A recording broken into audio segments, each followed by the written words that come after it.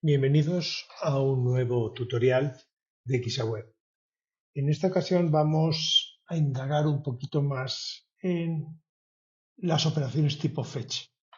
En anteriores vídeos hemos estado hablando de operaciones fetch que devolvían un objeto JSON y operaciones tipo fetch especiales que directamente generaban código JavaScript. En el ejemplo número 5 podemos encontrar un ejemplo que incluye los dos tipos de operaciones fetch. Lo vamos a ejecutar primero para que lo veáis. La primera operación fetch es la carga de esta matriz, que como veis ha cargado todos los elementos en tiempo de ejecución.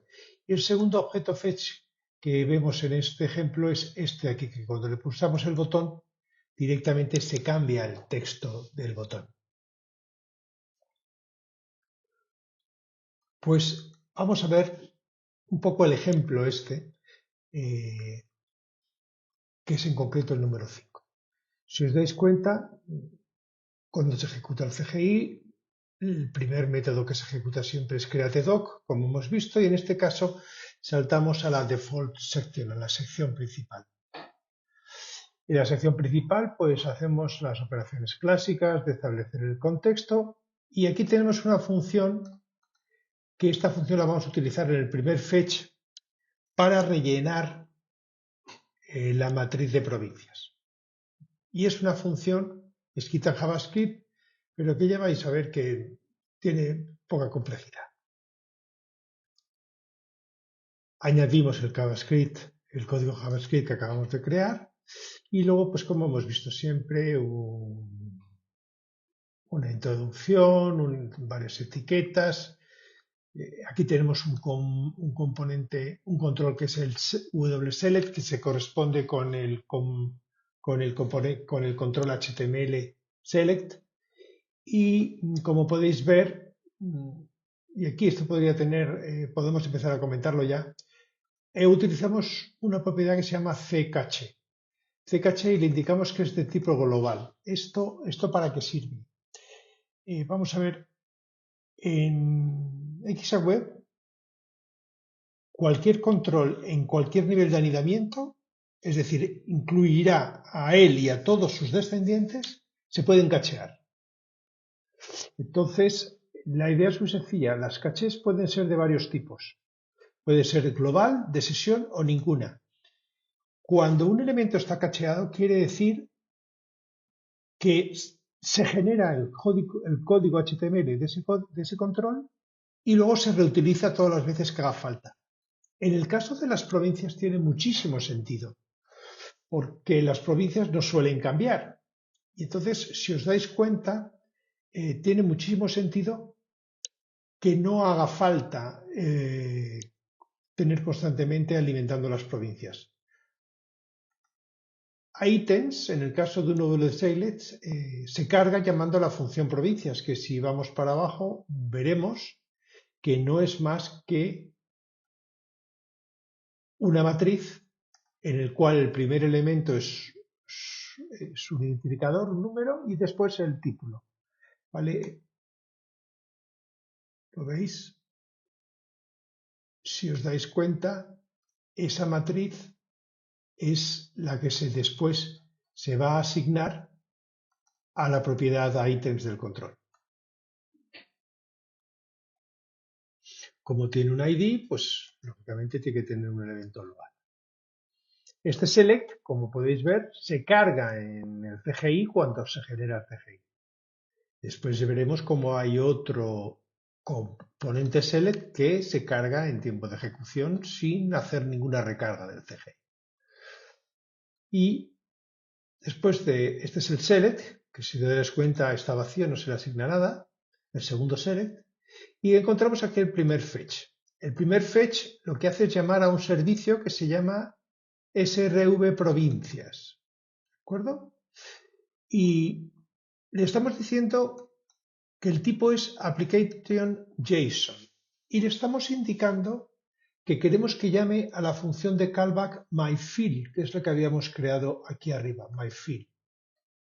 ¿De acuerdo? Entonces, myField va a recibir como segundo parámetro la misma matriz de provincias que hemos creado para el primer select. ¿Veis? Provincias va a ser la misma. Lo que pasa es que en formato JSON.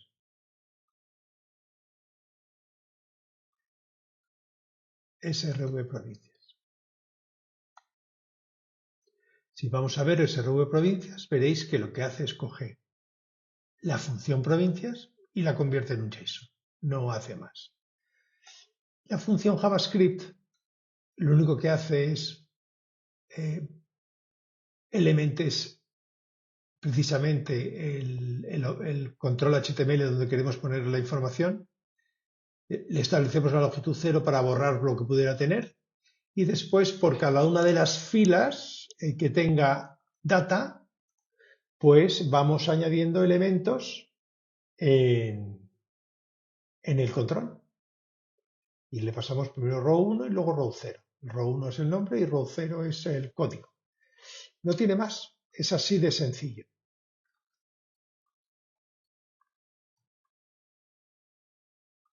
Este código funciona, lo vamos a ejecutar. Como podéis ver, no se recarga la CGI y la carga es inmediata. Y estamos enseñando exactamente lo mismo que aquí.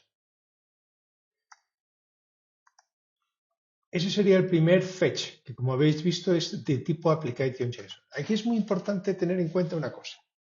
Y es que cuando hacemos un fetch tipo application.json, no es necesario ejecutar nada de nuestro CGI. Nuestro CGI, sencilla y llanamente, lo que tiene que saber es devolver un JSON, el que sea. Pero no es necesario hacer la carga de todo este default section. No es necesario. No es necesario, porque realmente no lo va a utilizar para nada.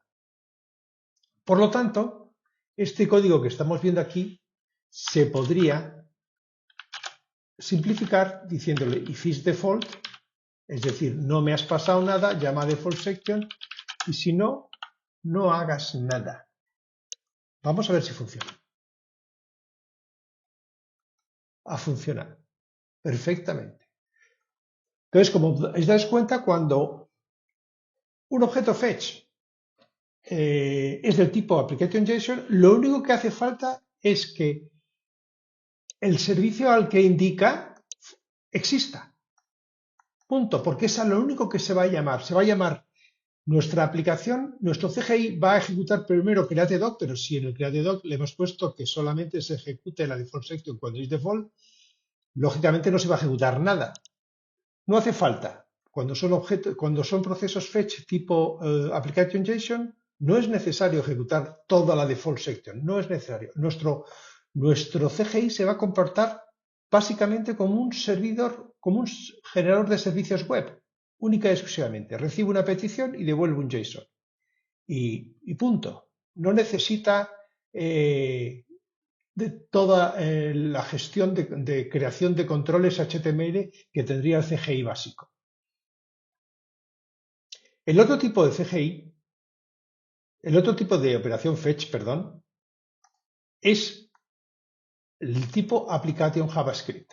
En este caso, es una operación completamente distinta y es necesario que los controles que vayamos a modificar cuando llamemos a este método que se llama srvMagic existan. Vamos a hacer una prueba para que lo veáis. Comento este código y lo ejecutamos. Como podéis ver, cuando yo ejecuto ShopMagic, automáticamente dice, me cambia el texto del botón. Y vamos a ver cómo se ha conseguido. Pues se ha conseguido con el segundo fetch. Sencillamente le hemos dicho que llame al método ServiceMagic y que el content type es application JavaScript. Y si vamos a ver el método srvMagic, fijaros, solamente hace esto, nada más.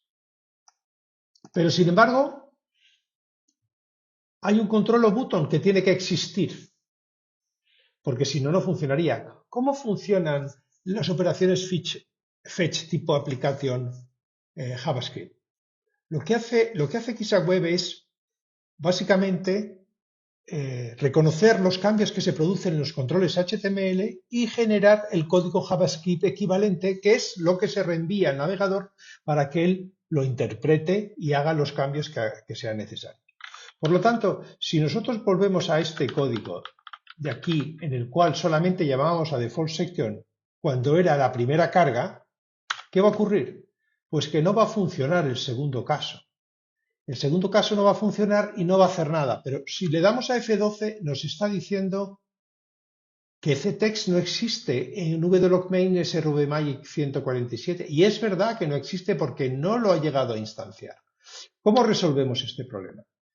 La forma más sencilla es o ejecutando todo siempre, lo cual es una pérdida tremenda de tiempo, o directamente aquí le podríamos decir else if is service JS y aquí sencillamente instanciamos el botón que queremos tocar. Es este de aquí. Y solamente tenemos que poner esto. Solamente requiere que le digamos el ID, nada más. Con esto ya sería suficiente.